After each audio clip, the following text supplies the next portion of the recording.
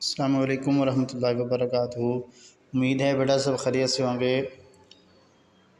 کل ہم نے نظم حمد کے شعر نمبر 1 اور 2 کی نثر اور مفہوم جو ہے وہ ہم نے کل پڑھا تھا۔ امید ہے آپ نے اپنا کام کمپلیٹ کر لیا ہوگا اور اس کو یاد بھی کر لیا ہوگا۔ آج ہم شعر نمبر 3 اور 4 کے نثر اور مفہوم جو ہے وہ کریں گے۔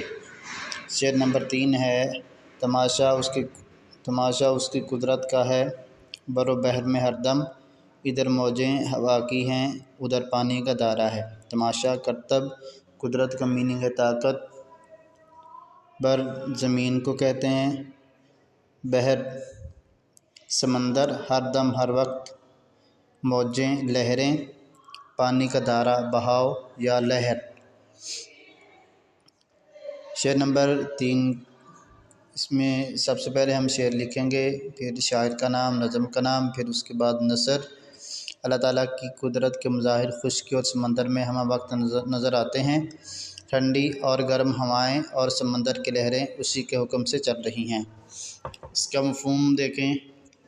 شاعر کہتا ہے کہ اللہ تعالیٰ کی قدرت کے مظاہر خشکی اور سمندر میں بھی نظر آتے ہیں۔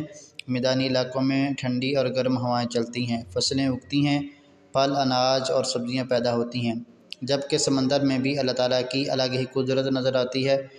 پانی کی تیز لہریں اور بڑی بڑی مچھلیاں دیکھ کر بنانے والے کی قدرت کا اندازہ ہوتا ہے۔ تو یہ آپ کا شعر نمبر 3 ہے۔ شعر نمبر 4، اسی کے انتظام حکم سے موسم بدلتے ہیں، وہی ہے وقت پر جس نے ہواؤں کو ابارا ہے۔ انتظام، بندوبست، منظم کرنا، ابارنا، چلان، ابارا۔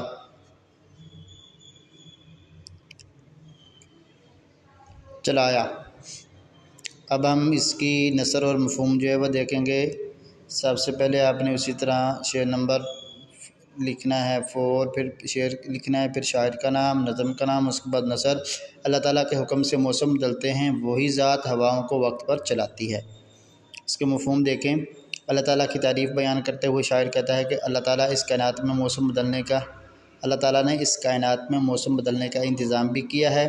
موسم اپنے وقت پر آتے جاتے ہیں، ہوائیں اپنے وقت پر چلتی ہیں، کبھی ہلکی اور کبھی تیز۔ برسات میں ہوا بند ہوتی ہے جس کی وجہ سے گھٹن محسوس ہوتی ہے۔ یہ تمام نظام اللہ تعالیٰ کے حکم سے چل رہا ہے۔